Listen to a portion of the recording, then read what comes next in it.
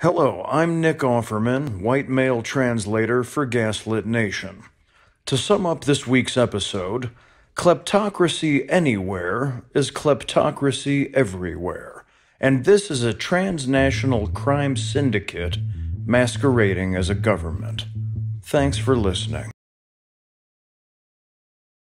Recently read a powerful quote that summed up a lot of this for me. It's from a book of essays called The View from Flyover Country by a journalist named Sarah Kendzior. And she talks about the dangerous ideology behind these attacks on the social safety net.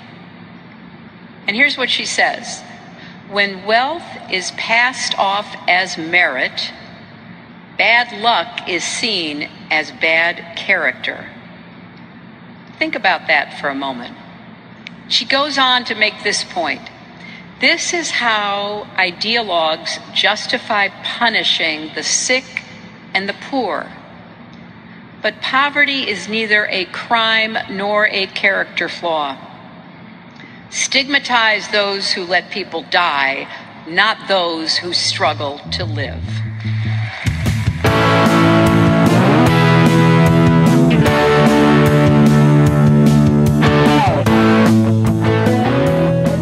I'm Sarah Kendzior. I'm a journalist and a scholar of authoritarian states focusing on the former Soviet Union.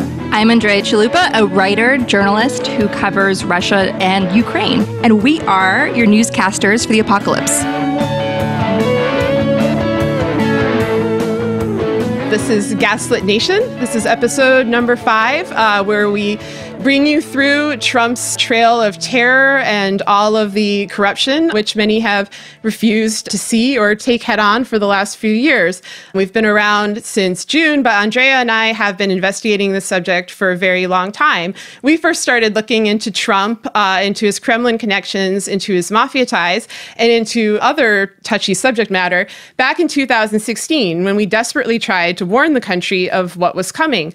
Our first 3 episodes of the podcast deal with the year 2016 in detail and all the warning signs, some of which were proclaimed openly by Trump, that were not heeded. Now we're into our 5th episode, which features an interview with, me, but hopefully you're going to stick around for that anyway.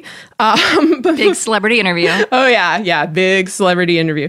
But before we do that, we're going to go and give a rundown of the last 2 weeks of news, which in Trump time is several decades. So, Andrea, what has happened? Well, Sarah, we had a massive block party on Twitter the night that the verdict came down, that Paul Manafort was found guilty, and our justice system still works to an certain extent in America. So that was a huge relief. Yeah, to an extent. And yeah, so I just want to say, Sarah and I, the weekend we were waiting for the Paul Manafort verdict was one of the worst weekends of our lives. It's like waiting for the verdict of your rapist, the rapist of your democracy. This is a guy that has widely reported links serving the Kremlin since, as far as we know, 2005, furthering the Kremlin's interests across Europe, in Western businesses and media. He's been also a close friend of Donald Trump's and a neighbor in Trump Tower. Paul Manafort is the smoking gun of Russiagate. And waiting for that weekend, why would the jury take so long? And of course, we had our concerns that they were being threatened, that there might be Trump supporters that just can't accept the facts, and that the judge might have been throwing. The judge was quite eccentric with the things that he would say against the prosecution, the little weird quips that he would make. Sarah and I were a nervous wreck that weekend. We went through the whole rich palette of human emotion. We lived like the 3-act structure of a screenplay. At one point, I even turned into a werewolf. It was more like, it wasn't like Werewolf of London. It was more like Teen Wolf. Wouldn't you say, Sarah? Yeah, pretty much. More Teen Wolf, yeah. And then when that verdict came down, holy mackerel. I was working in Brooklyn at the time and at a desk and in some little coffee house space. And I just got up from my seat and and the first person I see is a long lost friend that I first met in Kiev in 2005. And he just happened to be standing there talking to someone else. And I come out of nowhere and I side tackle him. And next thing you know, I've like leapt up in his arms and like my arms are outstretched in the air. And I just like announced to the whole world, like, did you hear about Paul Manafort? And then my friend and I... The sequel. And my friend and I sit down and continue to catch up. I haven't seen him in years. Like, he was there at the very start of this whole wild journey that led to Sarah and I coming together through Gaslit Nation. So I just parachuted into Kiev fall 2005. I saved up a bunch of money working through college. My family did not want me to go. Even my sister tried to convince me not to go. She thought it'd be too dangerous to go there alone. And she was even trying to convince me, like, oh, go to Australia instead. The guys are hotter. But I went. I went to Ukraine because I had with me my grandfather's memoir, which he typed up in Ukrainian shortly before he passed away. My grandfather wasn't a writer, but it was important for him to document everything and bear witness to everything that the Soviets did to him. So he described being a little boy watching the Tsar's army being pulverized by barefoot and tattered Bolshevik soldiers. He barely survived Stalin's genocide famine in Ukraine, which I ended up making a documentary on and then a feature film on, which Sarah read the script for and helped me before we went into production. And then he was arrested as a young father during Stalin's purges.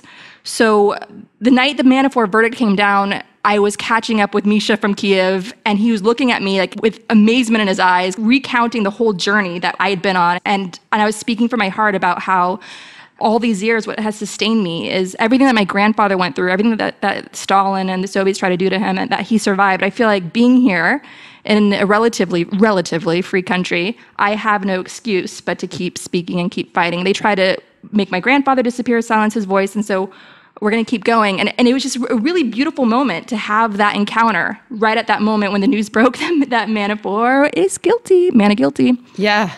You know, obviously I was relieved. I shared your concerns about the judge and the jury. You know, when it's a Manafort or Roger Stone or Trump related production that they're going to pull out every stop. But while I'm ecstatic for you, and I agree with everything you're saying, I'm frustrated that it took this long. Like, the first thing I did after I heard the verdict was, you know, I was contacted by my editor at the Globe and Mail, wanted me to write an op-ed. And my op-ed is basically, why was this guy not in jail decades ago? You know, in the third episode of Gaslit Nation, we started off with a speech that Robert Mueller gave in 2011, where he describes this new nexus of criminality centered around the Russian mob, but expansive in his adherents. And I'm going to just quote a couple lines of this again. And as I'm talking, just think about Paul Manafort. So he says that there are groups that are likely to come and control the US government and the economy. And then he says, these groups may infiltrate our businesses. They may provide logistical support to hostile foreign powers. They may try to manipulate those at the highest levels of government. Indeed, these so-called iron triangles of organized criminals, corrupt government officials, and business leaders pose a significant national security threat.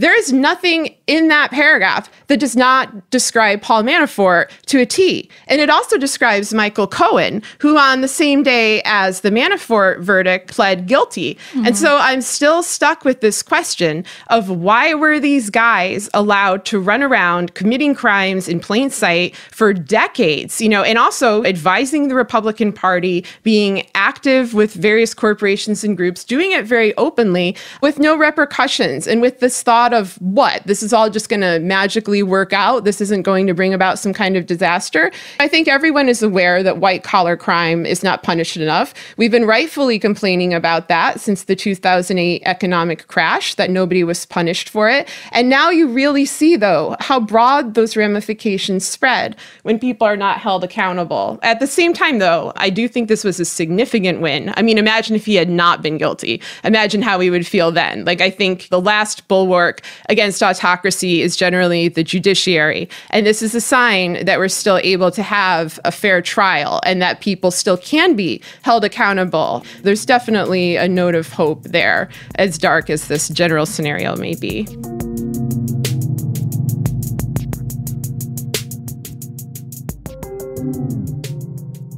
We here at Gaslit Nation love books, which is why we were so excited that Audible is a sponsor of this episode. Thank you so much, Audible. I mean, if you're listening to a podcast, chances are you would love to check out Audible.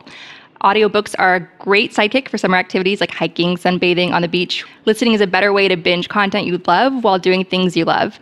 Audible has the largest selection of audiobooks on the planet, which lets you fill your summer with more stories like, and Sarah's going to kill me for doing this. She doesn't know I'm doing this, but I simply don't care. I think it's funny.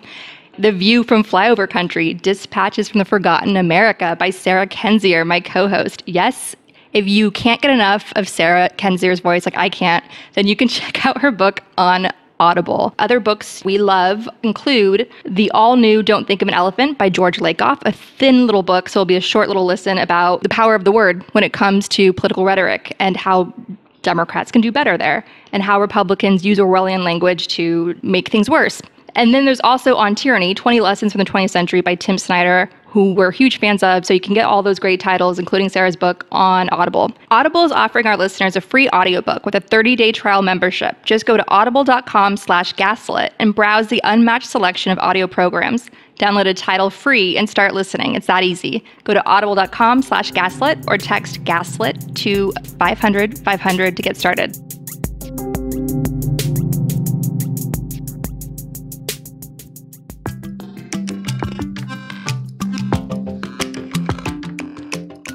Sunbasket delivers delicious meal kits right to your door, making healthy cooking easy and convenient for any busy lifestyle. They have organic produce, clean ingredients, 18 healthy options, including gluten-free, Mediterranean, vegan, all sorts of stuff. Now, and I have to say, this Sunbasket thing was pretty cool. You know what else is Gaslit, Andrea?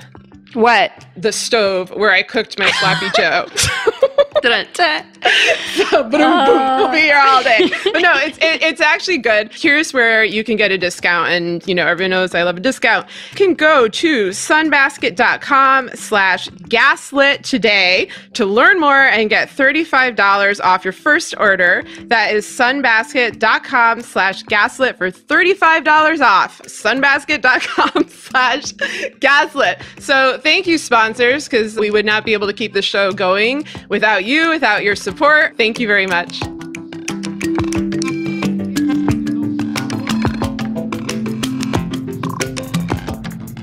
There's no words there to play us out. Oh, and it was dark. Yeah. It was it was dark. And Manafort is the swamp. So I think what's going to happen is he's very much the tip of the iceberg, and the sleaziness of the business dealings he's been doing and his links to furthering the interests of corruption, it seems to be predominant, of course, on the Republican side. But at the same time, I think we're going to see, as time goes on, Democrats as well, Tad Devine and others who have blood on their hands, blood money in their pockets for serving these types of interests. And we're just getting started here. And it is a golden age for investigative journalism, because Manafort is the North Star. You need to go to him and understand him as a case model, and then look for similar signs elsewhere across parties. Yeah, I couldn't agree more. And I think it's going to be a painful process. And my hope is that, one, this information will be revealed, because we know that stories have been censored. We know that journalists have been threatened.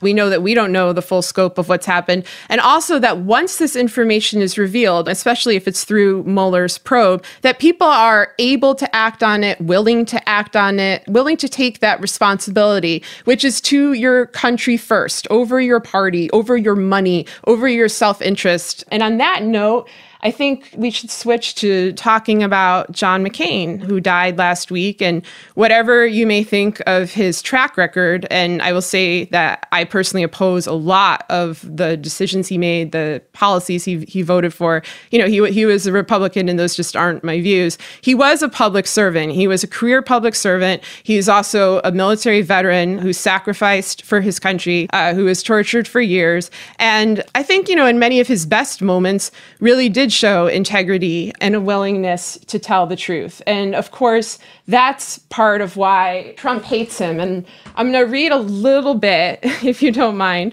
from an article that I wrote for Fast Company back in April when I was talking about Trump and the idea of sacrifice, because I think that Trump is misunderstood. A lot of people think of Trump as this kind of ultra macho guy, this sort of manly figure who's very interested in taking risks, taking chances, is irresponsible in that, to put it lightly. So there are a lot of reasons that Trump hated McCain. McCain was one of the few Republicans to take him on until the very end. And I think that a lot of it is tied to this notion of the concept of sacrifice and Trump's own aversion to risk. Trump is someone who's always functioned best in scripted reality, supplying his tabloid fodder, playing a successful version of himself on The Apprentice. He's a guy who demands attention but shuns scrutiny. He needs to be a brand because he's terrified of being a person. And as you may recall, in July 2015, Trump insulted McCain, who was tortured as a military prisoner in Vietnam, by saying he's not a war hero. I like people who weren't captured. These comments shocked the audience, but it's completely in line with Trump's worldview. What offends Trump about McCain is not that he was captured, but that he was willing to risk being captured, especially for a cause greater than himself. Serving one's country is a sacrifice, and sacrifice terrifies Trump. The idea that one would risk oneself out of love or loyalty or duty is absolutely alien to him. Sacrifice to Trump is a sucker's bet, a gamble beyond his comprehension, but one he is all too willing to let other Americans make, which has been shown time and time again in his denigration of other veterans. And so that's what I think is at the heart of Trump's loathing for McCain. And one thing that worries me, obviously, it's, I feel sad for his family, that he's passed, for his friends.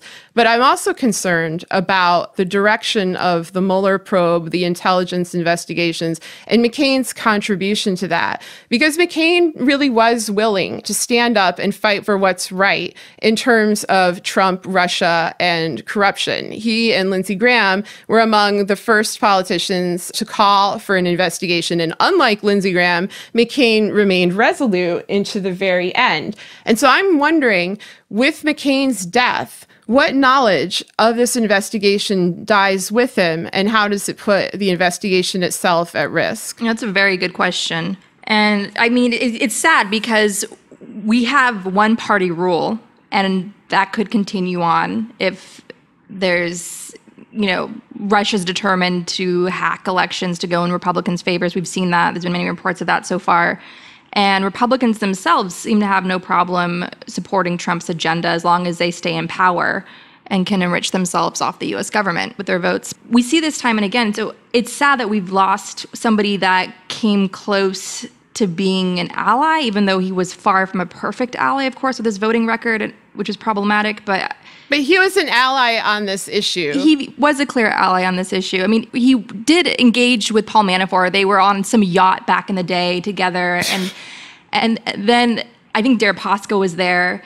Frank Foer mentioned that in one of his first pieces on Manafort. But then when McCain was running again, he made sure that Manafort stayed away because he knew this guy was serving the Kremlin. So yeah, no, he was on Russiagate a very strong voice, but there's just so much he could do against his own party. Yeah, exactly. And there are things that McCain was advocating for very staunchly in the last years before he died. One of those, of course, was an investigation into Trump and Trump's Kremlin ties and Trump's corruption in general. But other things were related to our national security and should really stun Americans that McCain is such a lone voice, or was such a lone voice, within his own party on this. For example, McCain was a fierce advocate for the Magnitsky Act, for sanctions on Russia because of their human rights violations. He was a very strong advocate for NATO. He was interested in countries like the Baltic countries and visiting them and making sure that they would remain safe from Russian aggression. And another thing he was bringing up towards the end was cybersecurity and the vulnerability of not only our elections, but of things like our electrical grid to hackers. He would often bring this up kind of spur of the moment in the middle of discussions on other things, like during the Sessions hearing, for example. And so that's what kind of gave me the impression that of everybody in the Senate, McCain knew the most. Among the Republicans, he certainly cared the most. And I hope that he at least passed that information along to somebody, because you certainly can't count on his former friend, Lindsey Graham of the 180s, who's gone from being an opponent and critic of Trump to Trump's little lapdog who just, parrots out the Republican propaganda line, which is, I don't know. I mean, that I have my theories about that. But so I want to go back to your point about so it's really ironic because you and I, before the reemergence of Kremlin imperialism in a very big way under Putin, you and I spent years being as liberal as they come, as anti-war as they come, and then Kremlin imperialism threatening parts of the world that you and I have covered for years, studied for years, speaking out about that and the importance of standing up to it, obviously with nonviolent means, but just showing a strong united front against it. I felt like people like us were immediately neocons. We were thrown into that category. So it's I can't even tell you that people on the front lines, the liberals, the investigative journalists in countries like Ukraine, they looked up to McCain. They needed him. Ukraine was a forgotten part of the world. Before the revolution, I can't even tell you how many times I told people, yeah, my family's from Ukraine, and they'd say, oh, Russia? You're from Russia? And people they didn't understand the difference. It's like saying America and Canada are the same country. Yeah, you're absolutely right. And that was true so consistently for McCain, including in positions where there was really no imperialistic or financial gain for the U.S. For example, the main country I researched was Uzbekistan. And in 2005, the dictator of Uzbekistan, Islam Karimov, massacred about 800 civilians and then blamed a fictitious terrorist group for those crimes. McCain was the first senator, I think really the only senator in the U.S., to strongly condemn that, to call for an investigation. And he, when I would meet Uzbek dissidents in 2008 in the United States and ask who they were voting for, they were all like, John McCain. John McCain. He's the only one who knows where Uzbekistan is. He's the only one who cares about Uzbekistan. And so that whole side of McCain's personality really interested me because it was pretty selfless, it was brave, and it mystifies me that he wasn't able to show that same sort of fortitude when it came to standing up often for American citizens in terms of harmful domestic policies or standing up to the political pressures of his own party, because I think his instincts were in the right place. He'd witnessed torture firsthand. He'd witnessed dictatorships firsthand. And so he knew exactly how awful they could be. And I think that that's, yet another reason he was such a staunch critic of Trump. Yeah, no, there's definitely that weird split personality of McCain that we're dealing with, the domestic versus the foreign policy. And I have friends who are involved with the Syrian revolution, who lost family and friends in Assad's massacre in Syria. They also had that same feeling. I have one friend who went out and campaigned for Obama, and McCain became somebody that he really looked up to and worked closely with to try to get Syrians the support they need to try to stop being slaughtered by Assad. And I'm going to read a quote from a journalist in Ukraine, Maxim Eristavi, who's on the front lines of covering corruption in Ukraine and civil rights in Ukraine, especially gay rights. And again, these are liberals. These are investigative journalists. These are people that are typical hipsters as part of the Brooklyn world domination of hipsterdom, which is rapidly spreading. Like Kiev in 2005, when I first got there, is not like Kiev today, which is it's transformed. All the waiters and everyone have neck tattoos. So I'm going to read what Maxim Eristavi said about the passing of John McCain. Not my place to comment on McCain's domestic legacy, and I never expect from anyone to be faultless. But let's not play down the fact that for many oppressed people abroad, including mine, his flamboyant solidarity has always been a bright light amid darkness of global indifference. And that's it. It's global indifference. It's people that can't tell the difference between Ukraine and Russia and why they should care in the first place. McCain understood why we should care. Yeah, absolutely. In the weather report on the political purge, we have the latest soon-to-be victim of Trump's temper tantrums, and that is Bruce Orr, a lawyer in the criminal division at the Department of Justice. Bruce is, again, one of those heroes, American heroes, that we're just learning about because the president is so determined to obstruct justice in the Russia investigation. And this guy just seems like the coolest person ever, and somebody needs to option the rights to his story and make a Marvel superhero movie about it. That is definitely the priority here, Andrea. Definitely the priority. We need to keep a record of all of this somehow in the culture. So Bruce Orr, do you want to talk about Bruce Orr? Because I could spend 50 minutes on Bruce Orr because he's phenomenal. I will just sort of say, why is Trump interested in Bruce Orr? Bruce Orr is a career staffer who has been focused on Russian organized crime. And so, that's the significant thing here is that, Bruce Orr is part of this broader pattern of persecution that Trump has been engaged in since taking office, of trying to fire or threatening all of the intel and FBI officials who have knowledge of the Russian mafia and likely knowledge of Trump's relationship with the mafia. And this includes Preet Bharara, Comey, Andrew McCabe, and of course, Bob Mueller. Bruce Orr was also a contact of Christopher Steele of the famous Steele dossier and is likely extremely well-versed in Trump's mafia ties. And so, while I generally tend to think that Trump is not particularly worried about these investigations because he views himself as above the law in this very deep and fundamental way. He's never faced repercussions, and he assumes that in his position of president, he can act as an autocrat, he can rewrite the law. But I think his anxiety about Bruce Orr in particular, and that he's now brought him to national scrutiny, and therefore, along with that, brought the Russian mafia and Trump's ties with them to national scrutiny. We've been talking about that for a while, but it really hasn't hit the mainstream press as much. And now, Maddow is doing a show about Semyon Mikhailovich. All these things are happening. I don't know. What are your thoughts on it? Well, I think the surprise election of Donald Trump can be seen as a marriage of sorts between the Russian mafia in the West and the Russian mafia in the East. There's so many deeply woven, interlapping connections. And that's just a fact. It's out there. And this has been reported for years. It's all in the public domain. Bruce Orr has been on the front lines of investigating all of this. Bruce Orr was somebody that knew how to stand up to the Russian mob, and he knows where all the bodies are buried, which is a terrible metaphor to use in this case. And yeah, I think that at the end of the day, we have to just accept the fact that we have a Russian mafia asset in the White House. It's not just a Kremlin asset. Putin's Kremlin is a mafia state.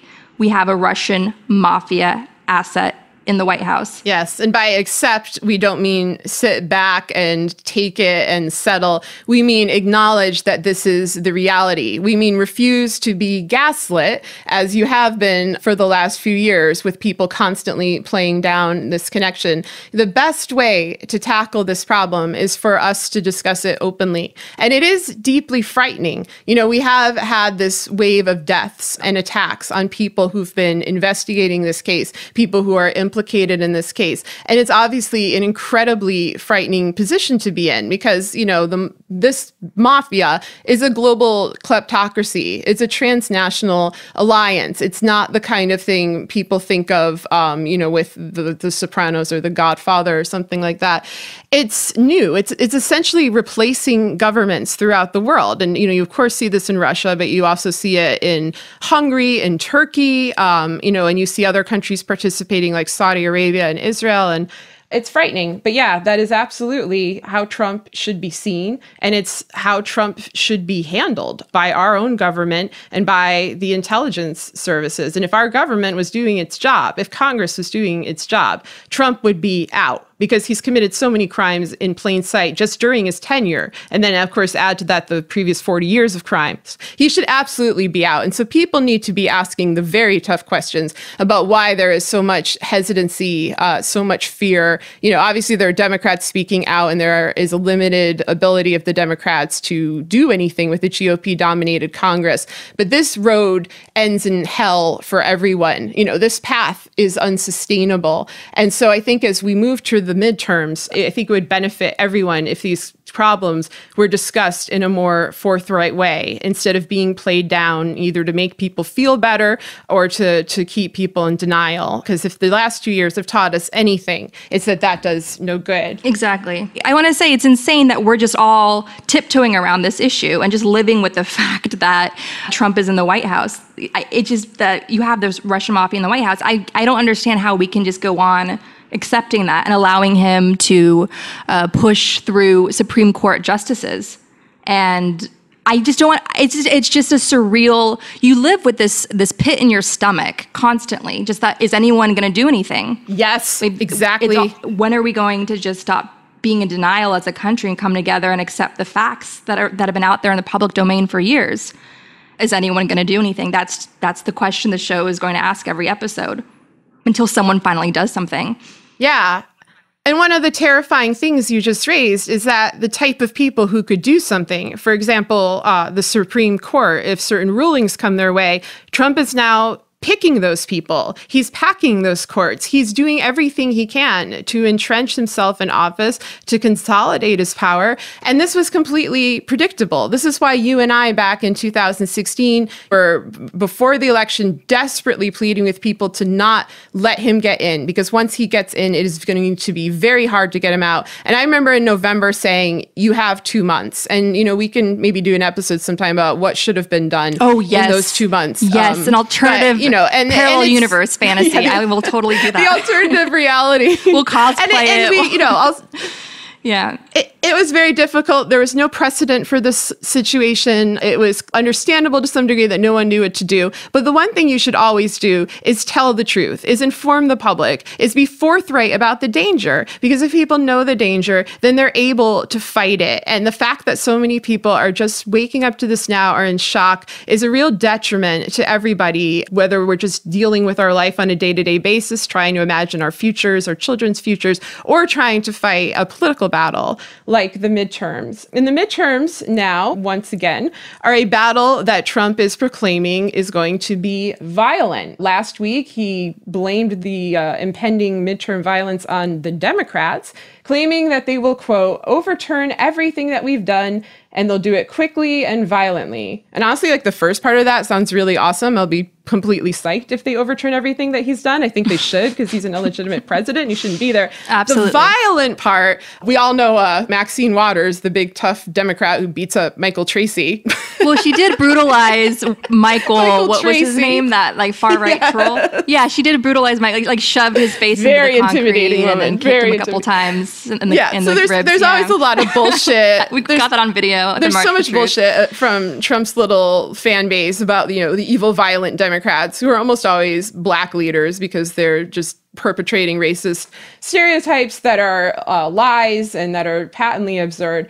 But this claim of violence has another angle besides demonizing the Democrats, because they made this same allegation in 2016. Back then, Roger Stone proclaimed that if Trump didn't win the election, there's going to be a bloodbath. And that bloodbath was not going to be done by the Democrats, but it was hinted by both Stone and Trump that the bloodbath would be carried out by his own supporters. And you may recall Trump at that time was encouraging his fan base to commit acts of violence. He was offering to pay the legal bills for those who committed acts of violence. And I think that is, if we're going to see violence, that is much more likely to be the source. We've had a huge uptick in violence from white supremacist groups, from militia groups, from other supporters of Trump, from people committing hate crimes. I think it is possible we're in for it. But the fact that Trump, as the president of the United States, is out basically using projection once again in the worst way possible, threatening the nation while also defaming the Democrats at the same time, I think is an ominous sign for November. I'm dreading November. No. Well, yeah, they're getting their brown shirts all riled up and ready. That's Bannon's role. Bannon is the guy that gets the Nazis worked up and stocking up on ammunition and all types of nerdy equipment so they feel like they're in a militia. And Bannon's active again. Bannon is set on far-right European domination and working with leaders there. And guys like Milo, white supremacist Milo, they're the ones that go around to the base and get them incredibly worked up and ready, and work them like a blunt force instrument to intimidate people and make people feel like the situation is hopeless and that they should maybe even stay home and not vote, and et cetera, et cetera. And so that's how this whole operation works. And it's very similar in reports we're seeing on how the Kremlin comes in to infiltrate governments and empower militias on the ground and work with these white supremacist groups to get them all worked up. And that's what it is. There was a report on a Russian man who went to go fight in Ukraine for, of course, the Kremlin's invasion of Ukraine. And when he got there, he was so disappointed to see that it was just like a Mad Max wasteland of all these drunk militias thinking that they're Rambo. And he was like, this is not what I signed up for. I thought I was fighting for the glory of Russia, but these guys are a bunch of Steve Bannons carrying rifles, basically. So yeah, that's the operation. That's the playbook. to intimidate people. Yeah, but go out and vote anyway. Ignore this playbook. Go out and vote, screw them. Absolutely. I mean, the way you deal with it is making fun of them and just showing up anyway, using your voice anyway. Yeah. And also taking care of your community and making sure people are protected. Exactly. And taking care of each other and yourself, and self-care has never been more important. When we're saying in this episode, why isn't anyone doing anything? We've essentially been invaded. Why isn't anyone doing anything?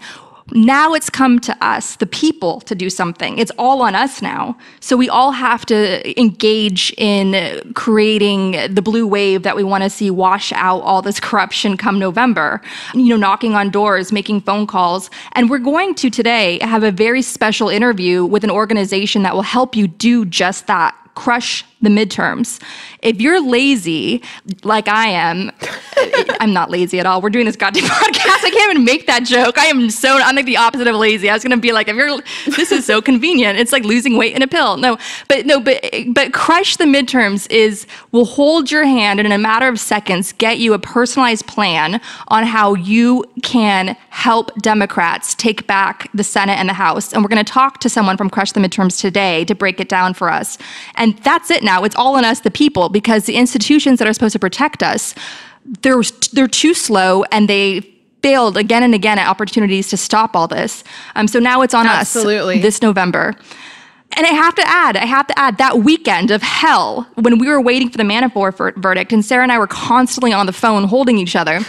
One thing that did make me feel better was, I said to my despair, I stared my despair in the face and I said, I'm not going to listen to you. I'm going to go out to Staten Island, get that ocean breeze in my hair, and I'm going to knock on doors. And I did that because here in New York City, we have a very important swing district. Max Rose, a Democrat, an Army vet who's running for Congress against a Republican who supports Trump. And I knocked on 70 doors for him that day, and my mood completely transformed. And if you're somebody that is afraid to go up to a stranger's house to talk about politics, which it is intimidating and it does feel awkward, I'm telling you, one consoling fact is most people are just not home. You're going to get, out of 70 people, I think I talked to 14. And out of those 14 people, everyone was so polite. And one woman was leaving. She's packing up her house and moving to Connecticut. And she tried to give me her entire dining room set, her chandelier, all her glasses. I could have gone shopping in that woman's house if I wanted to and totally stocked up. But so what I'm telling you is canvassing is a great way to be a tourist in your own country and check out people's beautiful rose gardens and get some fresh air and really make a connection neighbor to neighbor in the community that is America, a community that we have to fight for more than ever. Our lives depend on it because they really, really do.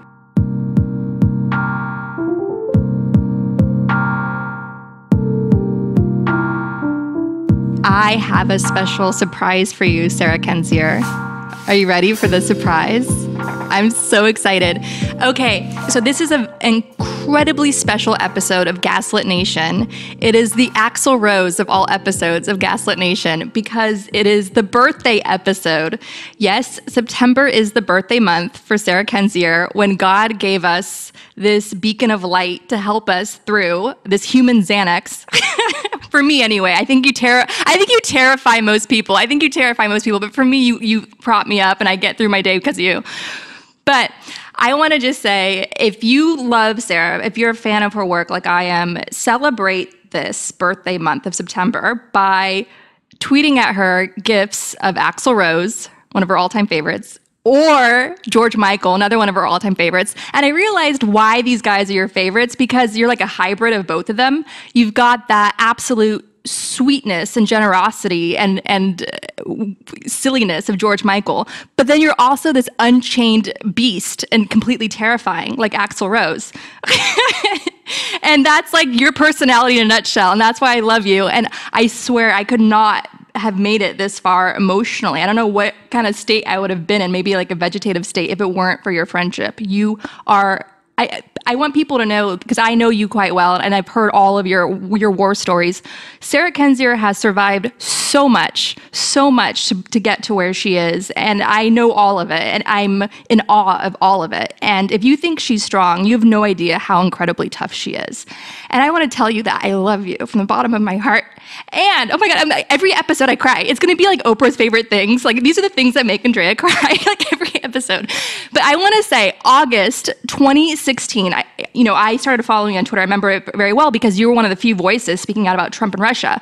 But when you came into sharp focus for me, when you became like Venus de Milo emerging from the waves, that was from something you tweeted shortly thereafter, and it was a poem about freedom by a Uzbek writer, Cholpon. And this was the tweet where you just came blazing out of the mess of Twitter and straight into my heart. You tweeted, "Poem about freedom by Uzbek writer Cholpon. He was executed under Stalin's orders in 1938. He was 45 years old." And I thought, who is this girl? She's earnest as hell. And I didn't know you then. And you continue to do this whole thread comparing his poetry to that of Langston Hughes and that universal longing for freedom that we all have inside of us. And I was really taken by you at that moment, and I never forgot it. And I wanted to dig that up for your birthday episode and just tell you thank you on behalf of your millions of fans out there and around the world. You're helping us get through this time, and you're absolutely propping me up in more ways than you even realize. I'm so grateful for your friendship. You have no idea. Are you crying? That is the best. That is a great. Yes, you are. Yes, you are. I'm going to be replaying this part for the rest of my life. This is like the best part of the podcast.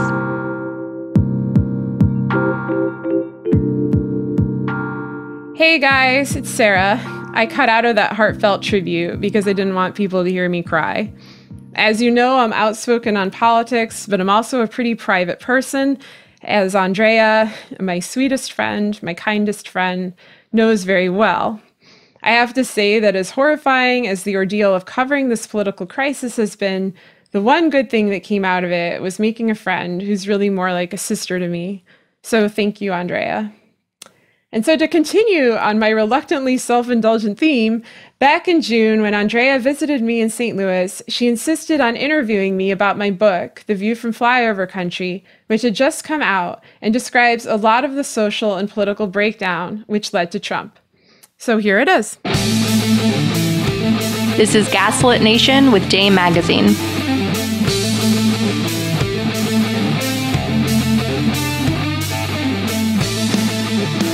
Increasingly, there are also mounting concerns about what constitutes a good job and a fair wage in an era of rising inequality.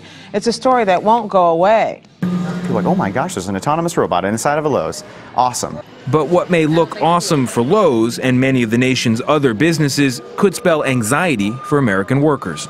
For decades, automation has eaten up more American jobs than global trade, according to economists who warn that the job losses may be poised to accelerate. I don't think we've begun to grapple with what that would mean for the economy if these jobs started to really go away in vast numbers.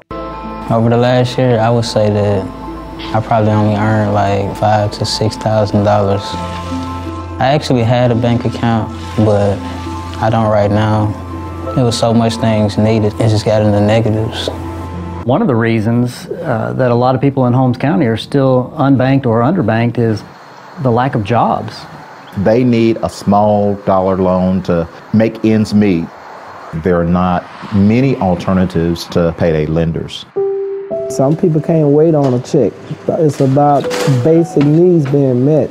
I would say the housing condition is, for the most part, deplorable, but without mobile homes, there'll be a lot of homeless people. I'm actually having to work 3 jobs, and my husband works 3 jobs as well, and we're still not able to get ahead. Back when I was a kid, my father worked, my mother stayed home. My father's income was enough for us to survive. When I was growing up, it was achievable. The white picket fence, being able to own your own home. I feel like we can never catch up. It's like you're stuck. You got to get the millionaires and the billionaires in Washington to start worrying about the working class people. Because you think they don't know, don't care? I think they forgot. 2 facts. Over the past 30 years, the U.S. economy has been growing, but those at the top are getting more and more of the money. The top 20% have 14 times the wealth of the rest, the 80%, the largest inequality on record. And for the first time in half a century, the majority of the young people in the middle class are not earning as much as their parents did. So how does the U.S. fare in the global context? After taxes, America ranks second for income inequality in the developed world. One survey of top global leaders pegged income disparity as the second gravest trend facing the world.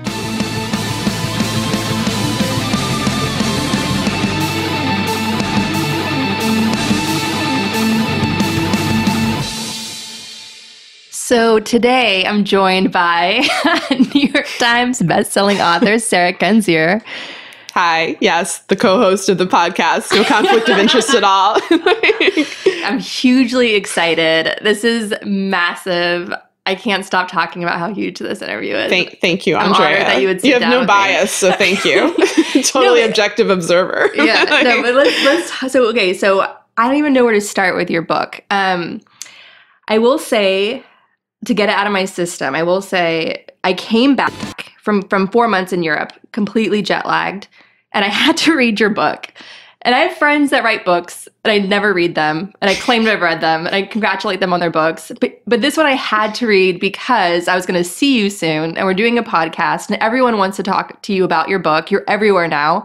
You're selling out auditoriums. And so I was like, okay, well, I better read this book because we're going to do a podcast about it, which was my idea. I insisted on it because, you know, you're credited for predicting the rise of Trump. And I understand now fully why, because everything in your book lays out the coalition of stupidity and arrogance in America that got us here. Trump is the Frankenstein monster that income inequality created, that hyper-capitalism created. He's just like the natural swamp beast that would emerge. And your book is this horror story that lays the groundwork of how we got here. So of course I had to read it. And I have to tell you, I'll take a pause now because as you can see, I'm overwhelmed with excitement. I have to tell you that I just devoured your book. I was so amazed that I know you and that you're my friend and that you're like a master and that people like 100 years from now are going to be reading this book. Good God, Andrea. No, stop.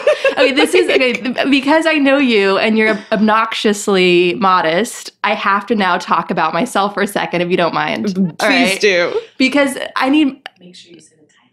Well, whatever. So the producer's like, make sure you say the title of her book. Your damn book is called, what is it called again? It's The View from Flyover Country. the New York Times bestseller, The View from Flyover Country by my friend, Sarah Kendzior. So now we're going to talk about me. So just so you understand like how head over heels I am over your writing. I know your writing, obviously. I've read your articles. We GM all the time. We talk all the time. So I know you. I know how brilliant you are already. But what really blew me away is so as a writer myself, Sarah, I obsess over the written word. Just to give you some examples of this, I wrote out the entire novel, The Great Gatsby, just to feel what good writing felt like coming out of my fingertips and just catching all like the gorgeous, subtle, intricate patterns in his writing. Nerd, Andrea. I had no idea. Just kidding. I love that. That's why we're friends. Yeah, exactly. And so, you know, and I got that idea from Hunter S. Thompson, whose writing I also studied religiously. And for the last 3 years or so, I have been edited my screenplay, which you read, which brought you to tears. Okay. That's true. It did. Which brought you to tears. So my screenplay has been edited by a 3-time Oscar-nominated director who's an absolute master filmmaker, who's an auteur, who directs some of like the most incredible films. And her name is? Well, Agnieszka Holland. But we're not talking about me today. This is your podcast. I'm just saying, for the audience, because they'll want to know. But so just so you understand, like I cling to Orwell. I cling to Orwell to help as therapy, you know, getting through this time. So I read his essays, I read his books. You, my friend, are a living Orwell. You have the same empathy and urgency in your writing, and your writing is stunning, stunning. And coming back from those 4 difficult months in Europe, I was jet lagged, I was tired, but I had to finish your book. And so what ended up happening was reading chapters of your book became my reward for getting through the tasks I had to do when I came back home, like, you know, catching up on email, catching up on life. And so that's how I sped through it. I said, okay, if you get out of bed and you do this little task, you get to read as a reward, 10 pages of Sarah Kendzior's book. And that's how I finished it so quickly. And what was really beautiful was when I landed in St. Louis to see you, when I landed in St. Louis, I was finishing your book at the exact same time. And there's this beautiful, powerful moment. It's no surprise that you're selling out auditoriums and you're a New York Times bestseller, and you know, Hillary Clinton breaks her silence coming out of the election by quoting your book. my dear, they're going to be reading you 100 years from now to understand how we got here. You're immortal now, and nobody can take that from you. Okay. Enough. I'm very flattered. I'm very glad you liked the book. This is my interview. This is my interview. I am not the new Orwell. I am not. You need to You're stop so talking right now. optimistic in thinking that there will be books 100 years from now that aren't. This will be like part of the books that people used to heat their homes when they burned them. But it's so funny. Fuel. Okay, you need to stop talking because this is my interview. This is my interview. If you have to interview me for something, I'll let you command it. But this is my interview. Fine. I'm asking the questions well, then now. ask I'm me making something. I'm being a fan right now. Just let me go crazy. Okay. So well, let's start with a question, and then because I still have comments, but I feel like I'm back in academia. Okay, so what's really fascinating to me is throughout the book, it's all income inequality, no matter what you're talking about, whether you're talking about the role of the media, the decline of the media, or academia. It's like that is the specter haunting everything is income inequality. And as I've said before to you, reading your book made it clear to me that there's no way that an establishment candidate was going to win the 2016 election. The pain was too deep. The crisis was too deep that you really needed someone to come in and just take on the entire system because the system had betrayed us. Mm-hmm. And how did you I don't even know what to ask you. I just want to just make comments on everything. I can comment back to that because I actually would like to comment on the idea of establishment because, I think that that's a word that isn't used properly to describe any of the candidates of the 2016 election. It was used to describe Trump. It was used to describe Sanders. It was even used to describe Hillary Clinton in the sense that she was a woman and that, this was the first female candidate on a major party ticket. They are all part of the political establishment. Sanders is a career politician. Trump is a career, quote, businessman. But, somebody very enmeshed into wealthy society, somebody who is in a position of power for his entire life. And I think what people have mistaken for establishment, anti-establishment now means you show compassion, you show concern, you have a basic sense of functional human empathy. And the fact that that's so unusual and rare and unexpected in a political candidate that's what we call anti-establishment is this acknowledgement of pain, this acknowledgement of suffering is troubling because that should just be the baseline standard for any citizen and for any politician. And, I think Sanders' concern about our economy was genuine. I think that passion of wanting to talk about that issue in frank terms was real. I think Trump's, obviously was a complete con, but he was able to still capture that sense of pain. He has an instinct for it. He preys on it like a vulture and he exploits it for his own gain. But you're absolutely right that people were fed up. They were sick of, they thought Obama was some sort of exception to this rule. And I do think Obama cared about improving the U.S., but that doesn't mean that he was able to do so. And there's a number of factors that determine that are not just about Obama as an individual. It's about the GOP, it's about Congress, and it's about money. It's about Wall Street. It's about the aftermath of a recession and the refusal to acknowledge that recession did not end for, I think, the majority of America. And certainly, as you've seen through being in St. Louis, it certainly did not end here. Yeah, no, Americans are craving to go back to normal, but the reality is we're being hit by a lot at the same time right now. The income inequality crisis, the environmental apocalypse that's coming. Mother Nature's fighting back with these killer hurricanes, these killer storms. And so we're not going to have normal ever again. And it's that in a way is a good thing. There's been cries to go back to normal. And I keep thinking, normal is people being unable to pay their bills. Normal is economic inequality, is, a feeling of futurelessness, a feeling of despair. Normal is systemic racism and institutionalized discrimination and all of these things that we've been struggling with, throughout American history. But I definitely feel like we started down a downward spiral, around the election of George W. Bush and the wars that came after I knew that was the apocalypse when he won the first know election. That. I knew it was bad, but I didn't think that we would still be fighting this Afghanistan war. What is it now? 15 years later?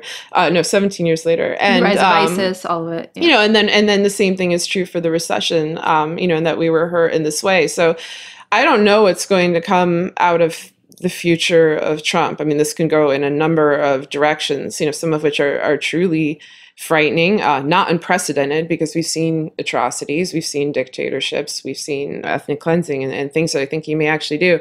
If we manage to somehow avoid that, though, I think that we're in for a restructuring of American society that hopefully will be positive, that hopefully will address these problems head on and give people that are marginalized and have been historically left out of American society and left out from opportunities, a chance to participate in what should be a great democracy, but has never completely fulfilled its promise. Right. I mean, so my background, I started off, first job out of college, I was a community organizer. I've never sort of fallen into that trap. We saw Obama being treated like a rock star. Like, American voters, especially young voters, needed some rock star before they're willing to go out and vote and hit the streets. And it was like, where were you when boring John Kerry was running and the stakes were just as high, if not higher? And so I don't believe in a candidate who should ever be a messiah figure, rock star. Politicians are politicians. Exactly. None of them should be trusted. None of them should be exalted they shouldn't ever. Be heroes. No. I think that's really dangerous when people make heroes out of politicians and they build these cults around them, whether it's, or they expect that. They're like, I'm not going to care about this election unless I have David Bowie running for president. Right. Yeah, and it's so dangerous. And I think that's part of, like, America, one of our most important and largest exports are, of course, entertainment. And I feel like we totally succumb to that, as we need entertainment and to be excited and our hearts set on fire all the time with an election. That's not always going to happen. And and what you get is like a decline in the electorate, people just not caring and going out and not being organized. And then you have an election like Trump where we're all playing catch up from the years when we should have been paying attention and should have been engaged and involved and protecting our democracy. One thing that really struck me when I was working as a community organizer was I was on the street trying to sign up voters, and I stopped one guy who turned out to be a European, and he's from Denmark. And what he said to me really stuck with me. He said, I knew America treated the rest of the world badly. And he was, of course, referring to George W. Bush and the invasion of Iraq. He's like, I knew America treated the rest of the world badly, but I didn't realize how badly America treated its own citizens until I came here. Yeah, I think people are shocked. I mean, often when I bring people here through St. Louis, through areas that we've driven through, they ask, what happened here? Like, was there a riot? Was there a bomb? Was there a tornado? And I'm often just like, nothing happened. This is apathy. This is abandonment. This is decades of discriminatory policies. This is decades of wealthy people hoarding resources while people are still living in these areas. People are taking bricks from crumbling houses and trying to sell them for food. People are taking copper out of these abandoned places and trying to sell that for food. People are struggling for basic survival. And I think, that's been the case in cities like St. Louis, which have been declining for multiple decades. And in this book, it's called The View from Flyover Country. And so there's this assumption, which is natural, that this is about the Midwest, that this is about the heartland. And of course, I do live here, so it is about that in some sense. But it's more that my perception, my perspective about America is informed through living here, through having that be my daily view. And it's not just the inner city, as Trump would like to call it, because he lives permanently in a Grandmaster Flash video. But, it's the suburbs. It's I write about the decline, the end of malls. I write about suburban poverty. We have all these new forms of poverty and abandonment that we didn't have before. And, much in the way that St. Louis was ahead of its time in terms of innovation and trade, back when it was this major hub of America, due to the Mississippi River, due to railroads, it produced people that had these visions of what America was, people like Mark Twain or Walt Disney or Chuck Berry. They all came out of Missouri. They all kind of created this fantasy of America. They all were ahead of their time. And the worst aspects, I think, of America were also ahead of their time in St. Louis. Poverty, racial strife, decay, and abandonment that people won't address. And I think that when people think I'm prescient, is that how you pronounce it? This is like my level. I read a lot and then don't talk so fancy, but that they believe I can see things in advance. I think it's in part because the environment I'm in is often the first to experience tremendous pain. And then that pain expands throughout the country. And so more and more of America looks like St. Louis now. It's not so unfamiliar. I think a lot of people are sharing in these experiences. And so, we're the bellwether state. We always were, but now we are kind of in the worst way possible. Yeah. And I think the danger of, we were just saying, like, what is Trump going to leave behind? What are we going to have to deal with? And I think it's just going to be an increase of that learned helplessness Yeah, and different expectations. I mean, that's something that really shifted. I've noticed over my lifetime, especially in terms of the economy. You know, like I have a lot of sections about unpaid labor and how that became normalized as an expectation of the recession. Across media. Yeah, and you also, it's like you stop expecting honest media or non-racist police. Like people, they expect kind of the worst things to exist on one hand, and then they just are like, oh, that's life. Or they deny that these things happen. But what you're lacking is kind of an acknowledgement of this institutional breakdown and an insistence that wrongs be righted, that atrocities be stopped. That's just the way things are. Yeah. And so, I'm always saying now, because this book did not become dated because all of these issues kind of underlie what came next, and they also have not been resolved on their own. But we are in a new era now with Trump. And what I keep telling people is there's a difference between expecting autocracy and accepting it. And I do think that we should expect it. I said that before the election, and I'm certainly saying that now, as children are being held in cages away from their parents against their will. But you never, ever accept it. You never just settle. You never say, I give up and you've won and we're just going to forget it because these institutional forces are too powerful. Like, you have a moral obligation, an obligation of conscience. And one of the most disconcerting thing I've seen in the last few years are people in positions of power who really can do something about these problems, refusing to, not having a sense of ethics, a sense of conscience, like being so cynical or apathetic or treating it like a ratings grab or treating it like a joke. That's the thing I think I'll never understand. Like, I understand how these institutional breakdowns happen, and I certainly understand the pain that they cause people, but I don't understand the people who can see that pain with their own eyes and either decide to look away or decide to just kind of make a snarky remark or decide to equivocate. I'll never understand those people, but those are people who also need to be called out and try to figure out the motivations behind it, because it's extraordinarily damaging, and I shouldn't be some sort of exception to a rule. I do think more and more journalists are picking up on how bad things can get under Trump. I think that they've finally kind of accepted what they've been denying for a long time, that this is a aspiring autocrat who will take it as far as he can go. But time is not our friend in this situation. So I hope that if my work does anything, I hope it inspires empathy in people and inspires a sense of urgency, because it's something that we need. So I am here with a very exciting interview with Marissa Hebus, a writer and activist in Brooklyn who has, like Prometheus, given fire to humanity with her brilliant site that she's working on with a brilliant team called Crush the Midterms. Marissa, tell us, what is your site and why is it so wonderful? And I'm obsessed with it. And I used it and it got me out into the field, knocking on doors and talking to voters. And everyone needs to go to Crush the Midterms right now. So please, Marissa, tell us what it is exactly. Sure. First, thank you so much for having me. I'm so excited to be here, and you and Sarah are amazing, and this is so cool. So first off, Crush the Midterms is a tool that is meant to help people kind of take back agency over their activism. So it helps you make a personalized plan for volunteering and donating in the days and weeks until the election, which are quickly dwindling. So you answer a few super quick questions about the issues that matter to you, what kind of skills that you can offer to a campaign, how much time and money you have, if any, to spare. And then it calculates a plan that's just for you to make sure that we win this thing in November. Excellent.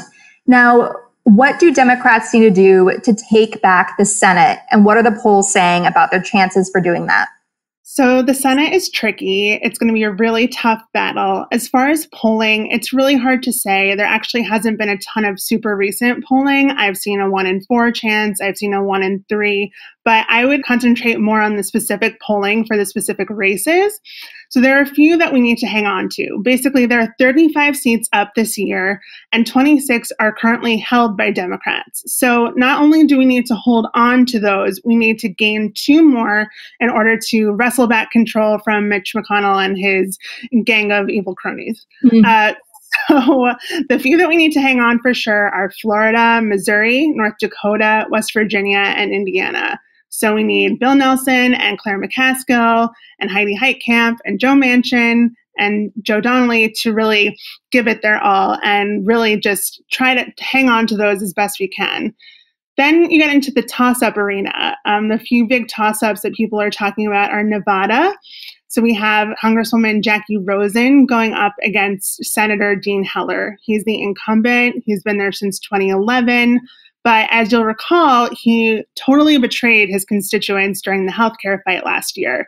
And so we're really looking to flip that seat and give it to not just a woman, but a really awesome woman who would really have their interests at heart. And then just this week, Arizona had its primaries, and Congresswoman Kirsten Sinema won her race, and she'll be going up against Republican Rep. Martha McSally, who is not quite as insane as the people she was running against, but is still no friend to the Democrats.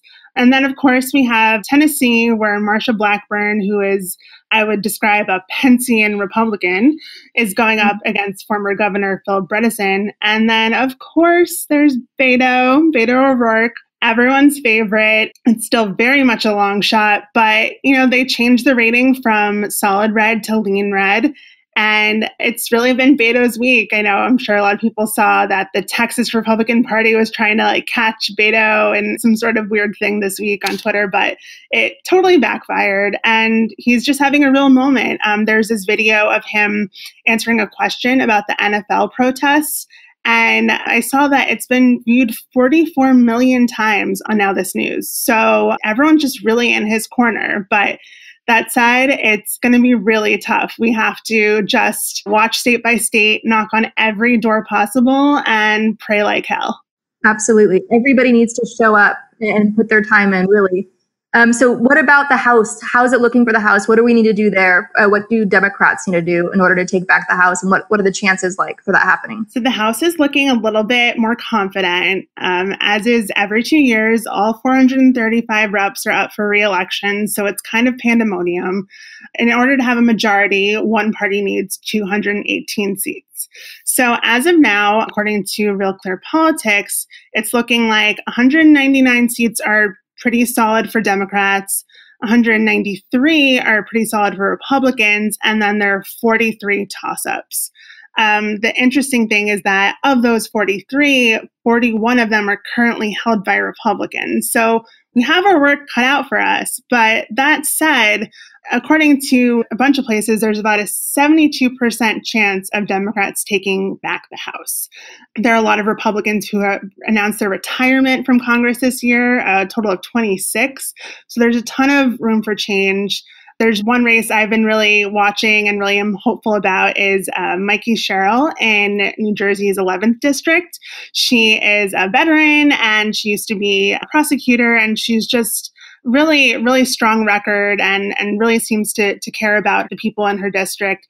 And she's running for a seat that was vacated by a guy named Rodney Frelinghuysen.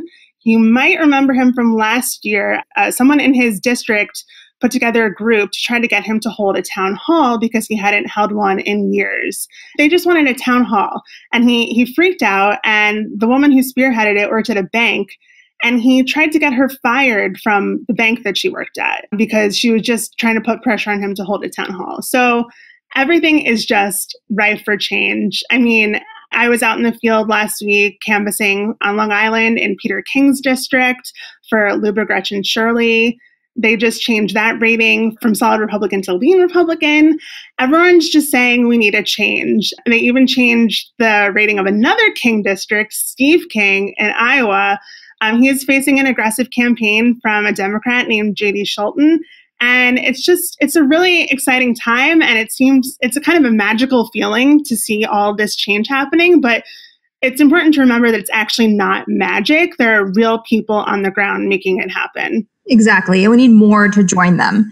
The thing I love about your site, which I will say a million times to everybody I meet, is Crush the Midterms is like a personal assistant to getting involved in the midterms. Within seconds, you just enter some simple data and it spits out a personalized plan for you. And I love that so much because I'm incredibly busy. We're all extremely busy and just juggling too much.